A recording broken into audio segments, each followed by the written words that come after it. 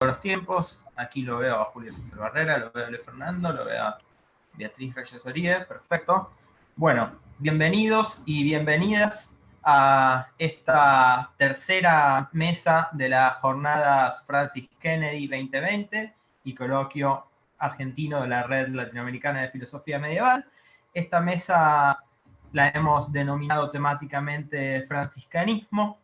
Antes de dar comienzo a las exposiciones, solicitamos por favor atenerse al tiempo de 10 minutos para cada exposición, porque estamos teniendo muchos problemas cuando las exposiciones se hacen demasiado extensas con el tiempo que nos marca el mismo programa, el Zoom. Si se hacen demasiado extensas nos las cortan después y el debate se hace dificultoso.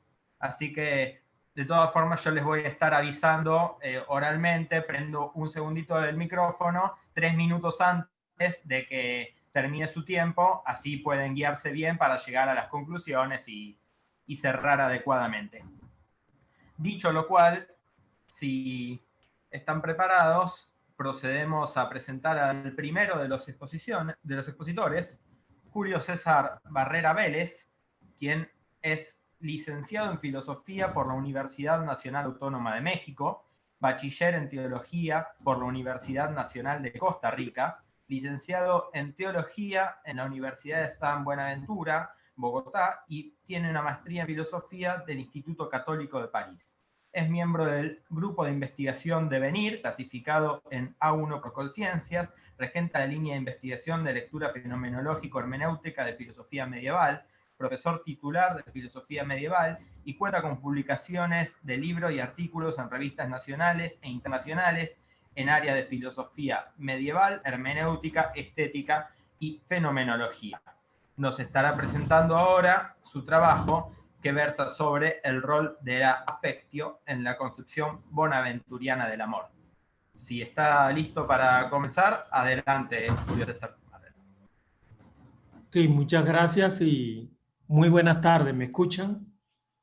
Bueno, hay un pequeño detalle. Me tocó cambiar el título cuando ya estaba trabajando el texto y lo he titulado de la affectio en diálogo con la ratio en San Buenaventura, porque esa ruta de buscar el rol me iba llevando por mal camino. Bien, básicamente el texto que tengo hace parte de un proyecto de investigación sobre la mística franciscana o poética de Dios desde la hermenéutica y la fenomenología releídas. San Buenaventura Escotolul, que comparto aquí con el compañero Fernando, es un proyecto ad extenso y estamos iniciando. Entonces, tengo una introducción, tengo 3 partes: introducción, ejemplarismo del afecto, sí, del afecto en diálogo con la ratio. Entonces, básicamente de la introducción voy a decir un par de cositas. Cuando hablamos de las emociones en el medioevo, entre otros términos, recurrimos al término passio, que tiene diferentes acepciones y se relaciona generalmente con appetitus. En sentido lato, comprendía ese movimiento de la voluntas hacia el amor, el odio, mientras que en stricto sensus hay que comprenderlo como un apetito, más que un apetito, como un acto de la voluntas, que es mucho más amplio que el amor y el odio, porque ahí está desear, amar, odiar, repugnar, gozar. Es decir, cuando en el medioevo hablan de voluntas, no es la simple voluntad del moderno, ¿no?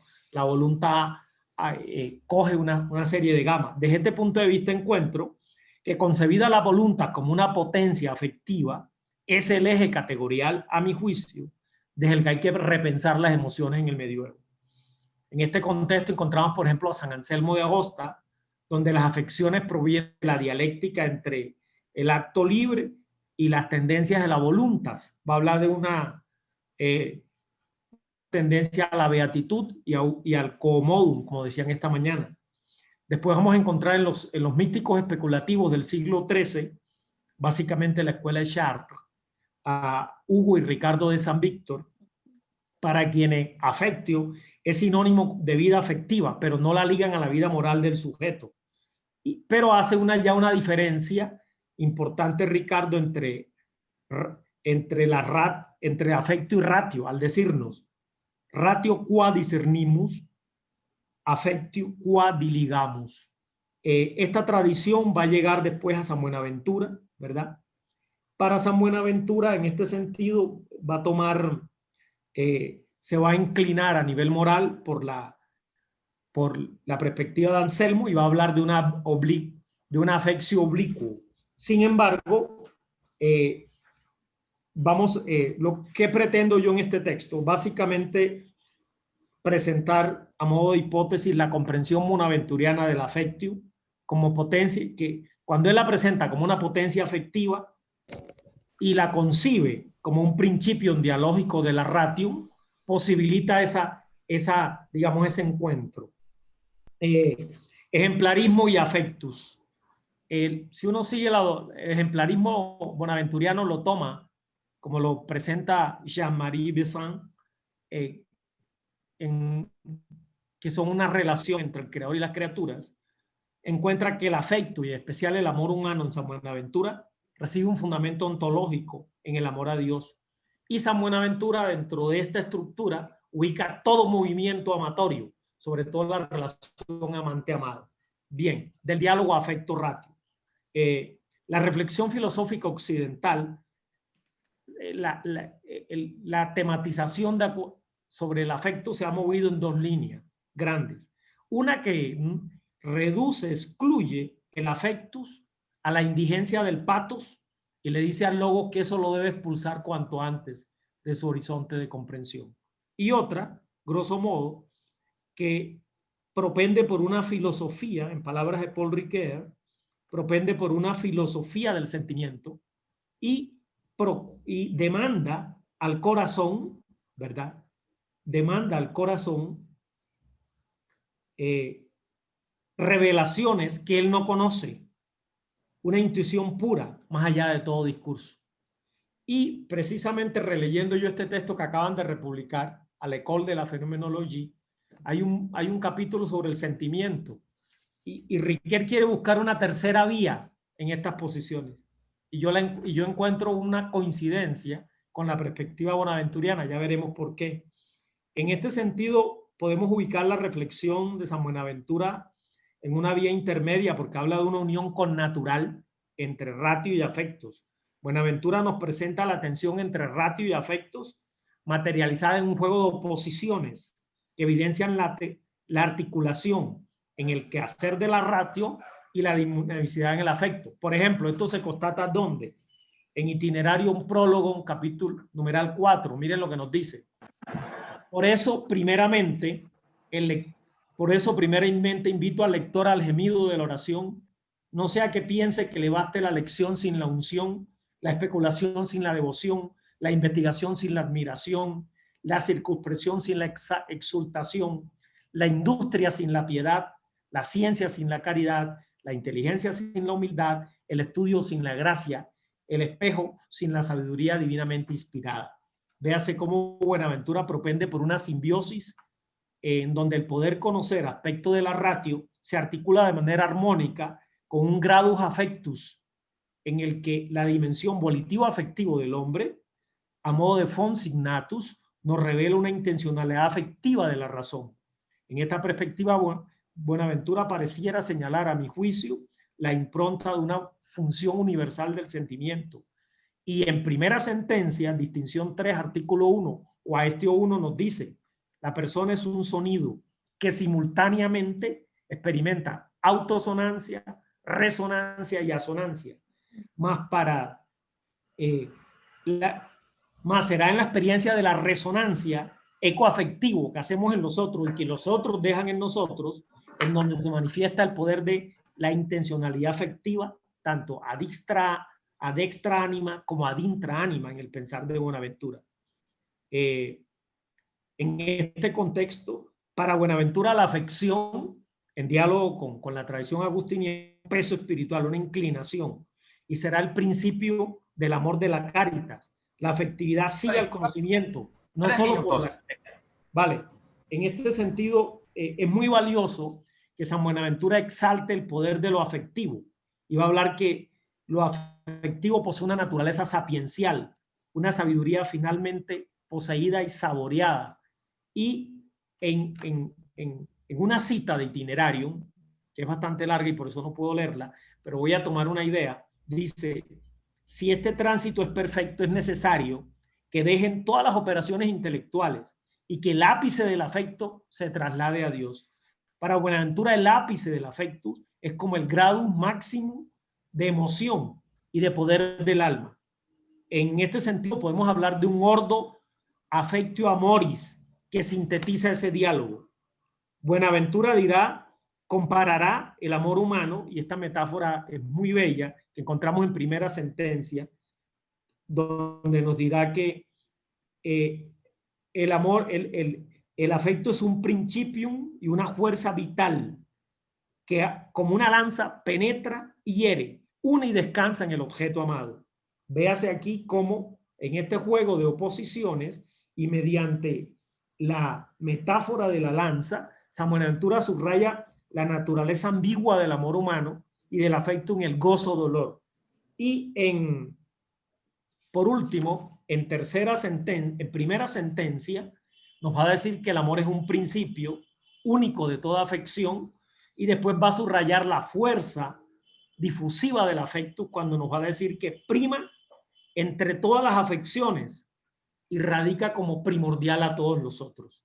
En suma, creo que el diálogo affectus ratio en San Buenaventura trasciende más allá, a mi juicio, que la mera armonía de estas dos perspectivas, ya que funda la fuerza de la ratio en la dimensión mistérica del affectus. Gracias. Muchísimas gracias por su exposición y por su correcto cumplimiento del tiempo, impecable. Vamos ahora a presentar al siguiente expositor, que es Luis Fernando Benítez Arias, quien es doctor en filosofía, hermano franciscano, docente e investigador de la Universidad de San Buenaventura, sede Bogotá. Sus estudios versan sobre la filosofía y el pensamiento del medioevo y sobre los autores franciscanos en diálogo con autores contemporáneos. En esta ocasión nos estará presentando su trabajo titulado La asedia individual o comunitaria. Adelante, doctor Benítez Arias.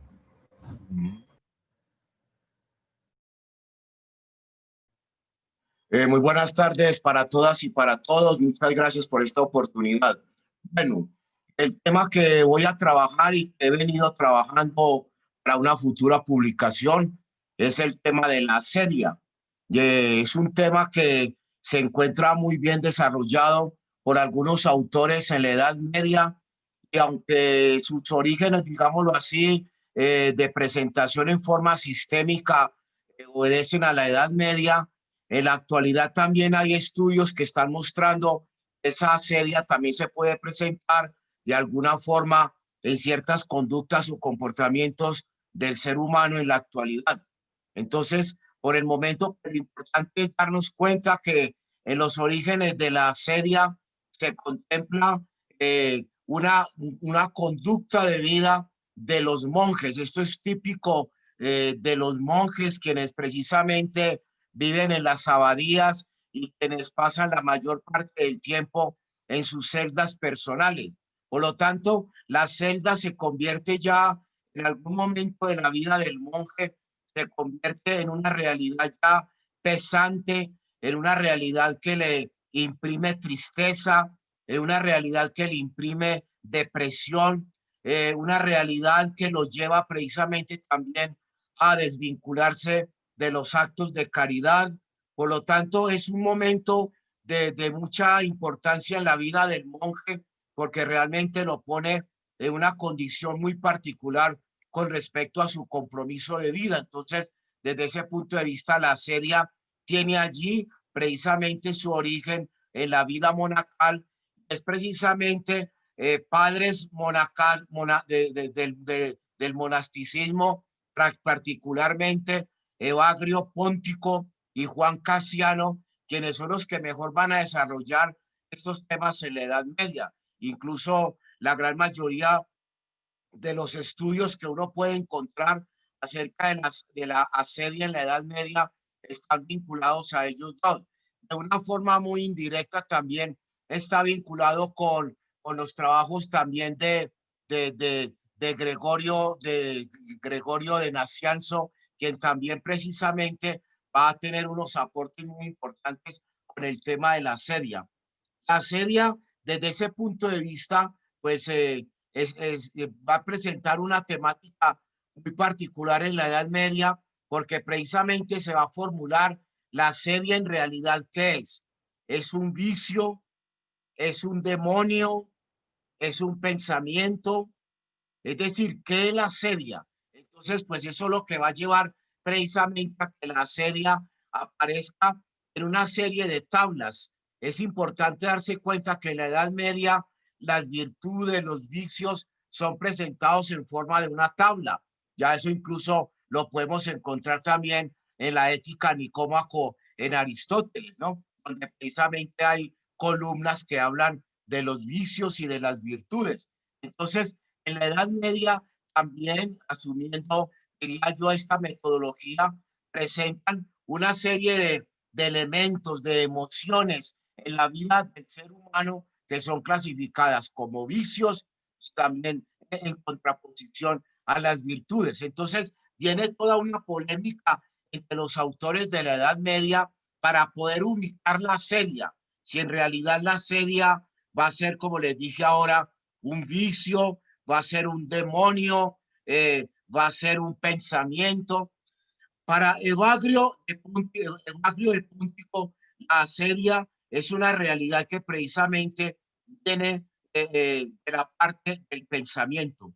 Evagrio va a acentuar mucho la parte de la sedia con respecto a esos pensamientos que empiezan a, digámoslo así, a atacar la mente del monje en su celda y que lo desvirtúan, lo desvían, lo llevan a que precisamente desconozca todo aquello por lo cual él se ha querido consagrar. Particularmente la sedia es un desgano, es un desapasionamiento por las cosas de Dios, por hacer el bien. Entonces, desde ese punto de vista, para Evagrio el Póntico, esto obedece a unos pensamientos. Él va a trabajar mucho un término que se encuentra prácticamente en el Tratado Práctico, es una de las obras principales de este padre de la iglesia, Evagrio. Va a trabajar mucho el término logismoi. Logismoi son aquellos pensamientos que acechan y atacan al monje en su celda y que lo lleva precisamente a perder uno de los elementos importantes del monje, como es la vida de la tranquilidad, como es la vida de reposo, como es la vida precisamente de la inmovilidad, que él va a llamar con el término griego esequía. Esequía en griego nos va a traducir precisamente esa parte como impasible, como esa parte donde el monje precisamente en una actitud de una postura de sentado, porque también la postura física va a jugar un papel muy importante en estos estudios sobre la sedia. En ese sentido, nos damos cuenta que Evagrio va a colocar toda la explicación de esta temática precisamente en el tema del pensamiento o de los logismoi. Detrás de todo esto hay un estudio muy interesante acerca del concepto de prácticos y que es un concepto que también va a estar muy bien desarrollado y en la actualidad uno se encuentra con autores que lo están trabajando muy bien. Por ejemplo, se evocan los trabajos de Michel Foucault sobre el concepto de práctica.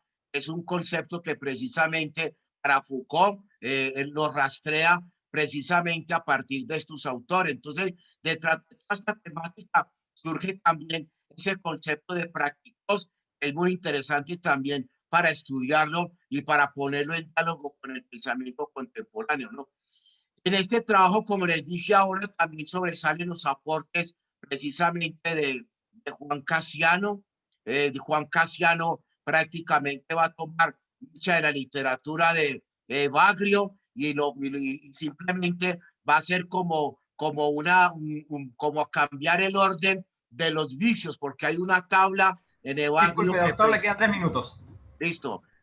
Hay una tabla precisamente donde se presentan esos vicios. Entonces, Juan Casiano pues va a ser también una tarea de tomar esa tabla de los vicios y simplemente pues va a cambiar el orden de algunos de ellos, ¿no?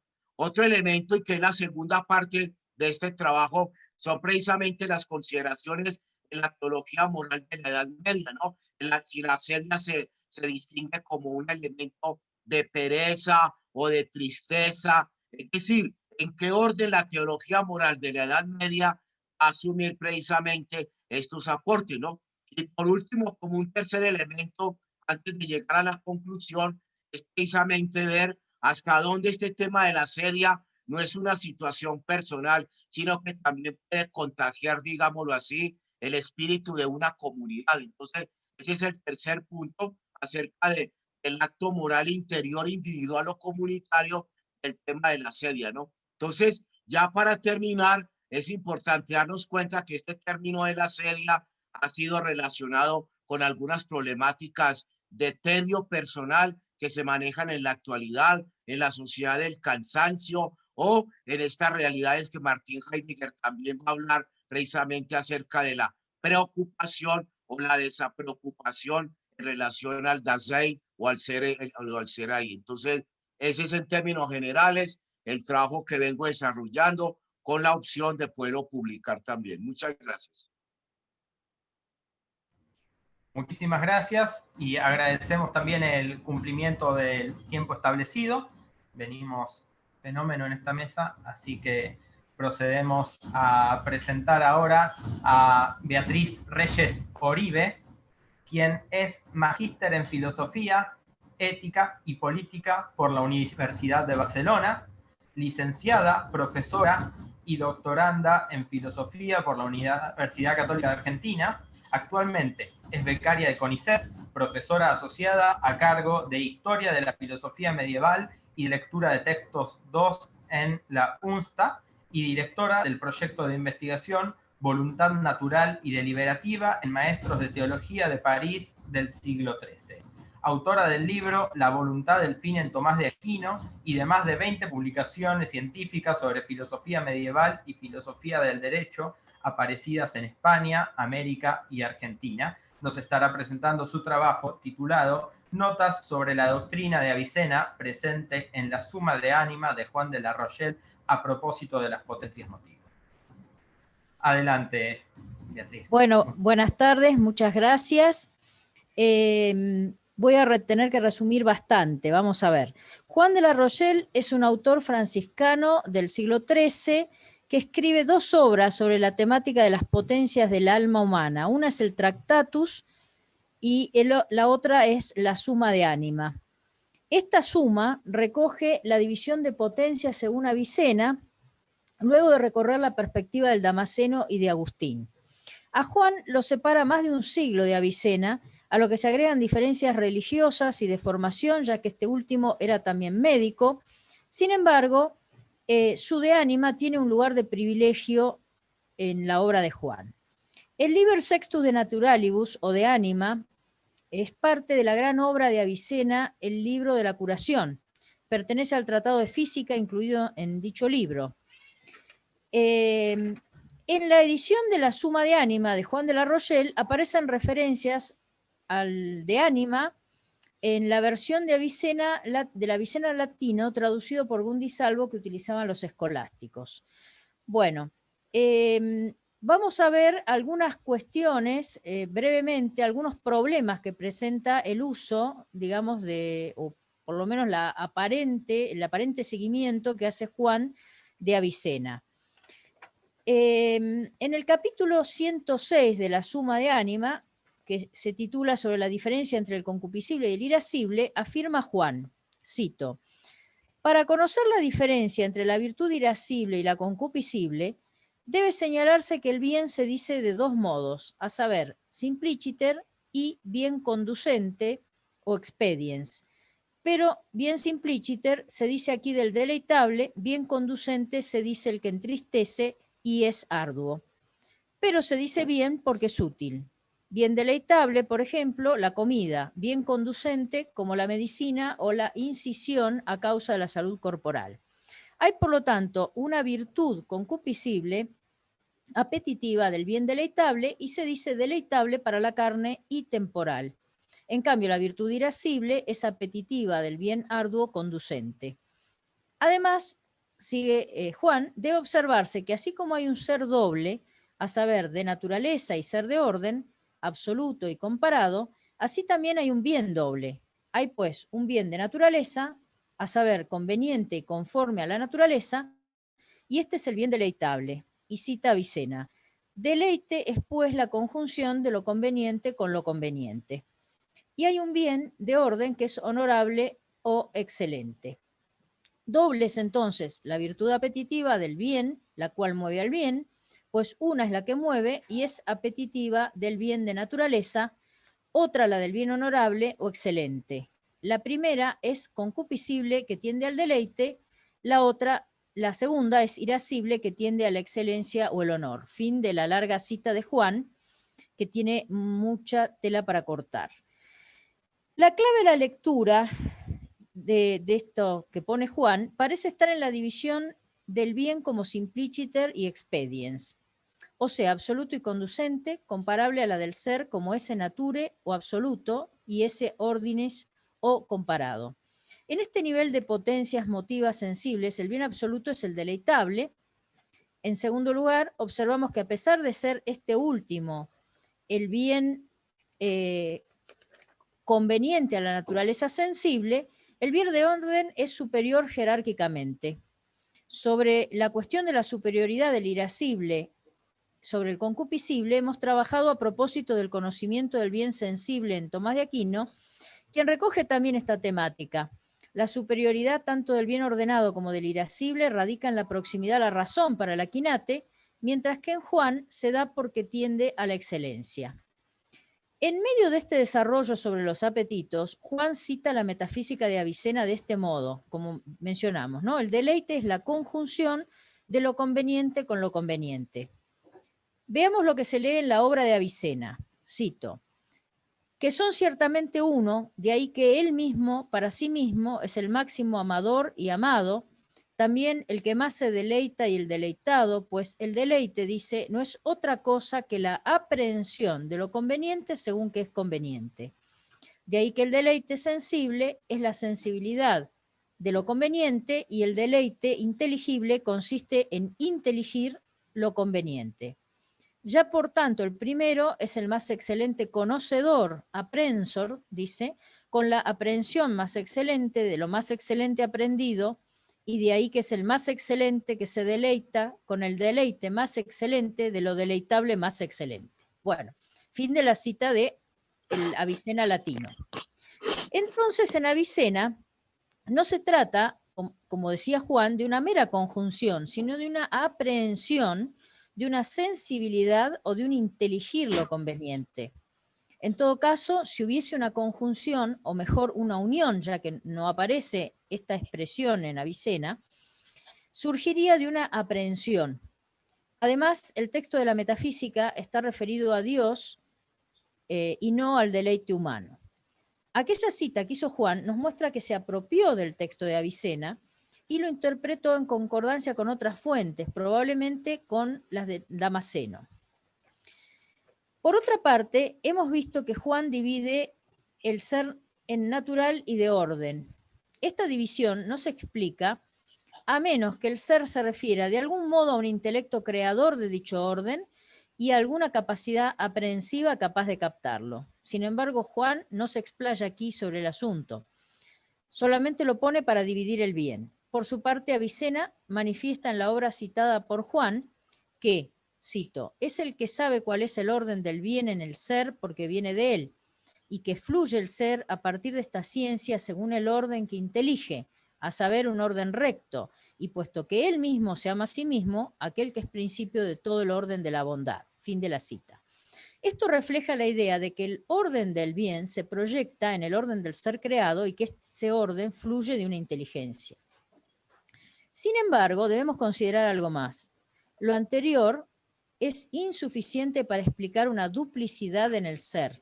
Solo constituye un principio, que para que haya orden debe haber un intelecto ordenante, pero todo fluye o es creado de un intelecto, y en este sentido en todo ser hay orden, tal como afirma Agustín y Alejandro de Alés, maestro de Juan, ¿no? Desde ese punto de vista, todo ser está ordenado y es ordenable a su origen. Disculpe, le quedan 3 minutos.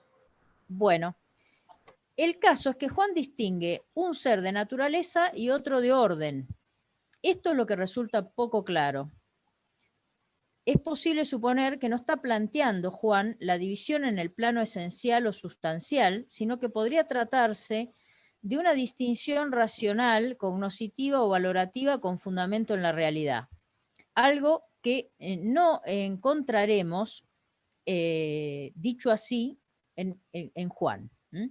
Buscamos también infructuosamente en Avicena y en Alejandro. Otro tema complicado, voy a ver de resumirlo un poco, ya es el tema del concretamente lo que habitualmente llamamos las pasiones, ¿no? Y que llaman los movimientos afectivos o actos, los actos y los movimientos afectivos, porque en la parte de la suma de ánima donde se supone que Juan está basándose en Avicena, según él dice, en realidad uno va a Avicena y no encuentra lo mismo, ¿no? Para mí fue un poco, entre paréntesis, frustrante, porque yo esperaba encontrar otros elementos que realmente no encontré. Entonces, por ejemplo, tomé un caso que es el tema del deseo, porque además toda la clasificación de Juan no se encuentra en Avicena, pero bueno, tomé el desiderium, en el Avicena latino estoy hablando, ¿no? Y bueno, ahí uno encuentra, por ejemplo, que Juan habla de dos actos del concupiscible que llama concupiscere y desiderare, ¿no? Eso en Avicena no está así, voy a resumir, ¿no? Y además, lo que hace Avicena es unir digamos, él expresa este asunto de una manera, podríamos decir, sinóptica. O sea, él presenta el desiderium como un acto de alguna manera global, que incluye conocimiento, ¿no? Y que incluye la parte, digamos así, afectiva, ¿no? Avicena dice, por ejemplo, el deseo es la imaginación de la cosa y su concupiscencia, y juzgar que se deleitaría en ella si se presentase, ¿no? Es decir, no está hablando de potencias distintas como hace Juan, que es muy analítico. Juan distingue potencias, distingue actos, distingue movimientos, ¿no? Y Avicena de alguna manera tiene una visión como orgánica, ¿no?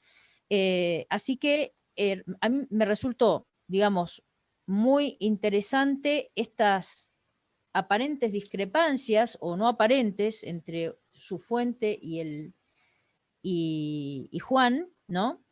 Y a su vez descubrir que la impresión que uno tenía de Juan, ¿no?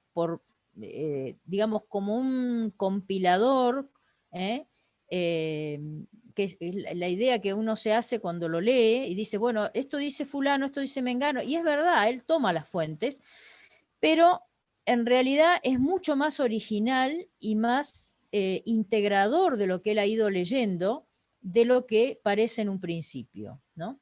Y eso también, por lo menos es muy interesante el trabajo que voy haciendo, que no está concluido porque hay muchas más cosas, algunas que ya están escritas y otras que me llevarían, seguir investigando. Digamos, lo que hace Juan entonces es tomar todas estas fuentes y elaborarlas.